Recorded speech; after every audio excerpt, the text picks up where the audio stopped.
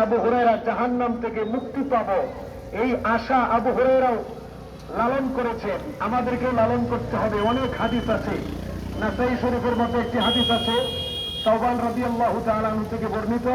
আল্লাহর নবী ইরশাদ ফরমান, ইসাবাতানি মিন উম্মতি আখরাজাহুমুল্লাহু মিনান নার। আমার উম্মতের দুইটি দল, যে দুই দলকে আল্লাহ পাক জাহান্নাম থেকে মুক্তি দিয়ে দিয়েছেন, জাহান্নাম থেকে আল্লাহ পাক নাজাত দিয়ে দিয়েছেন, অর্থাৎ জান্নাতি বলে ঘোষণা দিয়ে দিয়েছেন। তার মধ্যে একটি দল হলো ইসাবাতুন তাকতুল হিন্দা।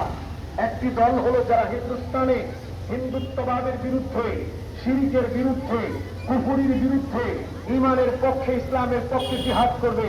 আল্লাহ রাব্বুল আলামিন ওই দলটাকে জাহান্নাম থেকে মুক্তি দিয়ে দিয়েছেন। সুবহানাল্লাহ।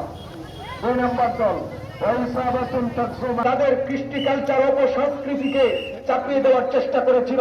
এই দেশকে যখন ধ্বংস করার জন্য তারা ষড়যন্ত্র মেতে উঠেছিল, তখন আমাদের পূর্বপুরুষরা, আমাদের আকাবিররা, ওলামায়ে দেওবন্দরা এই দেশের মুসলমানদের তাহজিব, তামাদ্দুন, শিষ্টাচার এবং ঈমান ইসলামকে ধরে রাখার জন্য তারা জীবন দিয়েছেন, রক্ত দিয়েছেন।